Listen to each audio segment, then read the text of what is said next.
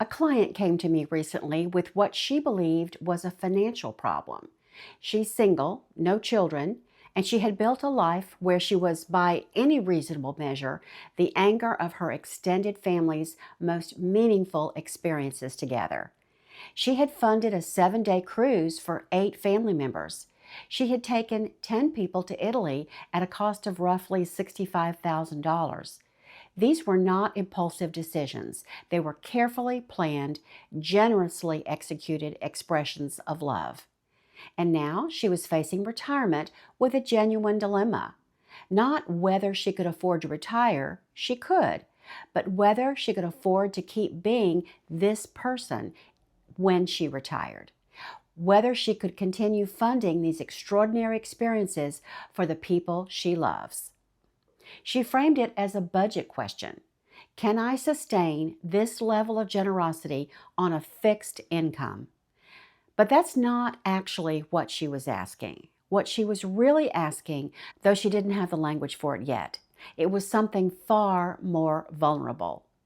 If I can't be the one who makes these things happen for my family, will they still need me?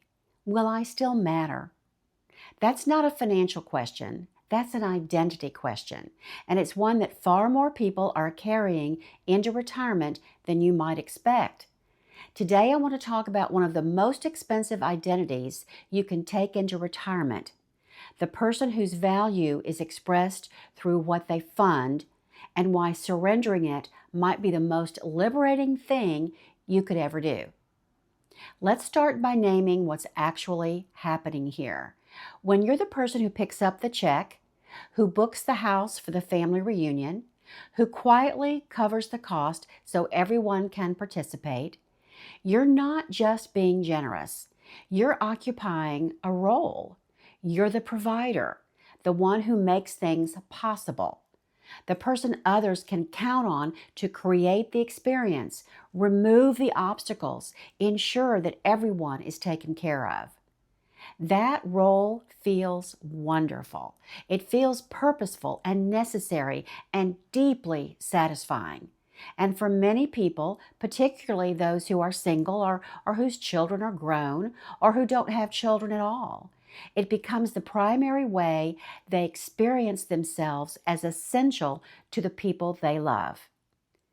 The problem isn't the generosity itself. Generosity is beautiful.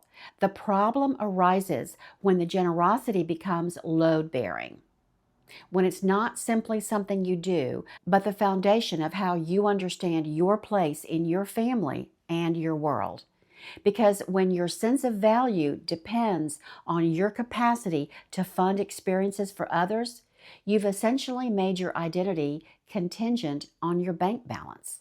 And that is an extraordinarily precarious place to stand, especially as you enter a phase of life where your income is fixed, your timeline is uncertain, and your own needs may increase in ways you can't fully predict. This pattern shows up differently for different people, but it shows up everywhere. It's the father who insists on paying for every family dinner, every holiday gathering, every grandchild's activity, not because his children can't contribute, but because picking up the tab is how he knows he's still the patriarch, still relevant, still needed. It's the successful professional who hosts elaborate birthday celebrations and destination weekends for her friend group, because being the one who orchestrates and underwrites these experiences is how she maintains her position at the center of her social circle. It's the aunt or uncle who funds vacations, gifts, tuition help, because in the absence of a spouse or children of their own, this financial generosity is the thread that keeps them woven tightly into the family fabric.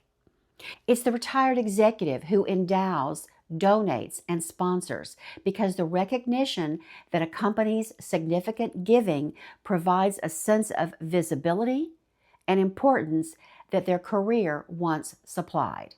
In every case, the underlying logic is the same. I spend, therefore I matter. And that logic, left unexamined, will quietly erode both your financial security and your sense of self. I want to address something directly that I think deserves more honest conversation than it typically receives. Women in particular are susceptible to this pattern, and not because of any personal failing. The cultural conditioning runs deep. Women are socialized from childhood to express love through caretaking, through anticipating needs, through making sure everyone around them is comfortable and happy. For women who have achieved financial success, money becomes the most efficient vehicle for that caretaking impulse. You can take care of everyone simultaneously and at scale. And there's something else operating beneath the surface.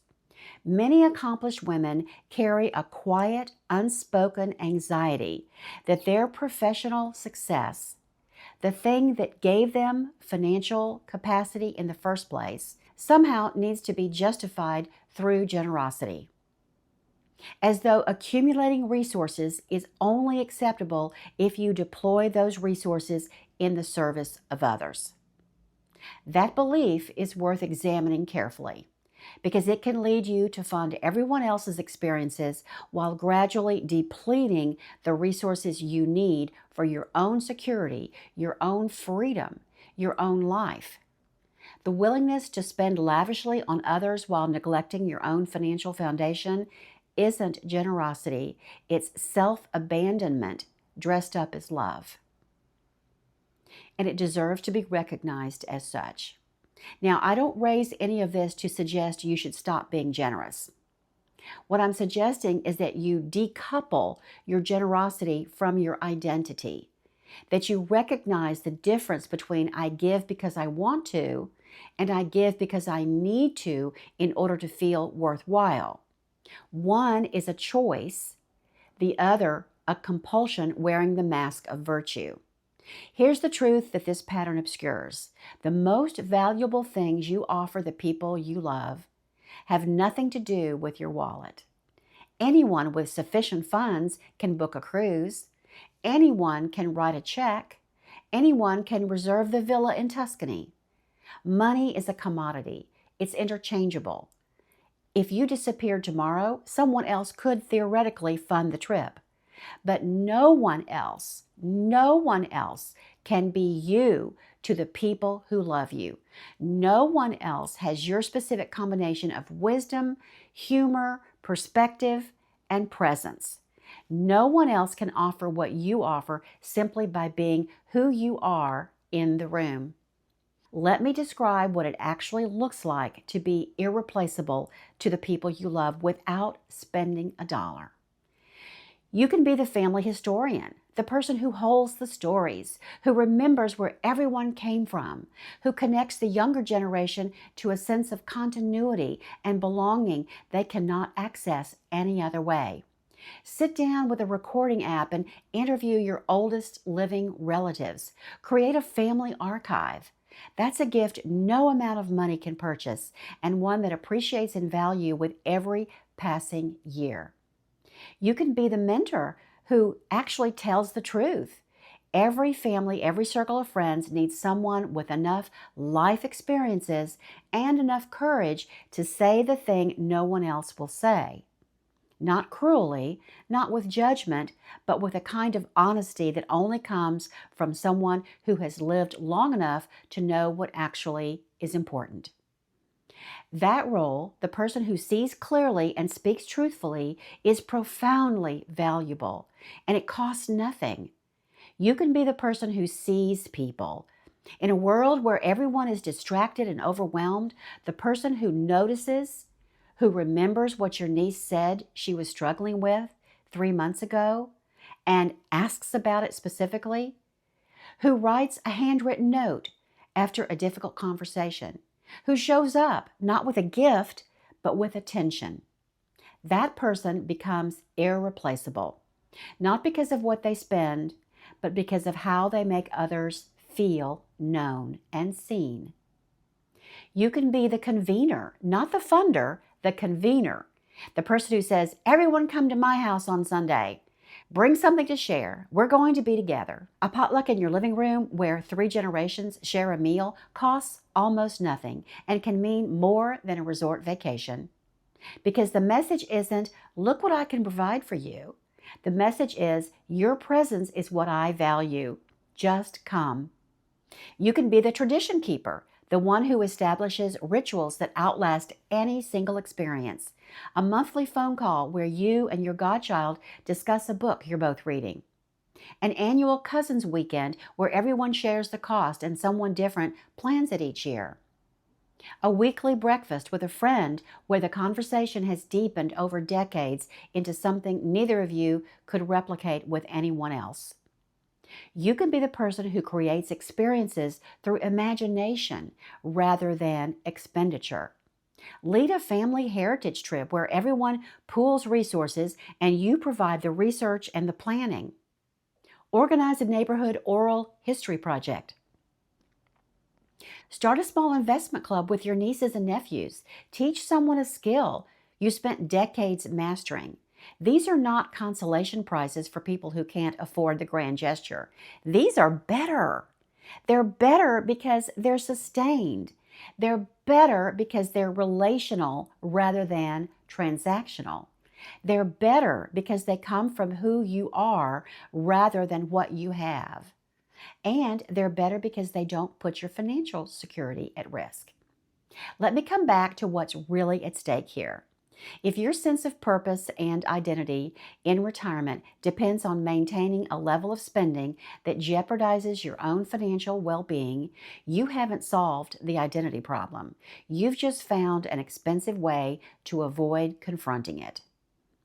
True security in retirement requires alignment between your financial resources and your emotional needs. If those two things are in conflict, if your emotional need to feel valuable is driving spending that undermines your financial stability, something has to shift. And the thing that needs to shift isn't your budget. It's the belief that your value to others is measured in dollars. You are not a funding source for other people's experiences. You are a human being with wisdom, perspective, love, humor, and irreplaceable presence. Those qualities are available to you and to everyone you love, regardless of what your portfolio looks like. And the sooner you internalize that, the freer you'll be, financially, psychologically, and relationally. The people who genuinely love you don't need you to pay for the trip. They need you at the table. They need your stories. They need your honesty. They need you to be well, financially secure, emotionally grounded, present, and available for the long term rather than spectacular in the short term, but quietly running out of resources behind the scenes. Being the person who funds everything is a role. Being the person who is something to the people around you, a mentor, a truth teller, a historian, a steady presence, that is an identity. And the difference between those two things matters enormously for how the next chapter of your life unfolds. If anything I've said today made you pause, if you recognized yourself or someone you love in this pattern, I want you to know that untangling identity from spending is some of the most important work you can do before or during your retirement. It's exactly the kind of thing I work through with people in my one-on-one consultations. We look at where your identity is currently anchored, whether that anchor is sustainable, and what a more grounded, authentic version of your retirement could look like. The link is in the description if you'd like to explore that. You don't need to fund the trip to earn your seat at the table. You already belong there. I'll see you in the next one.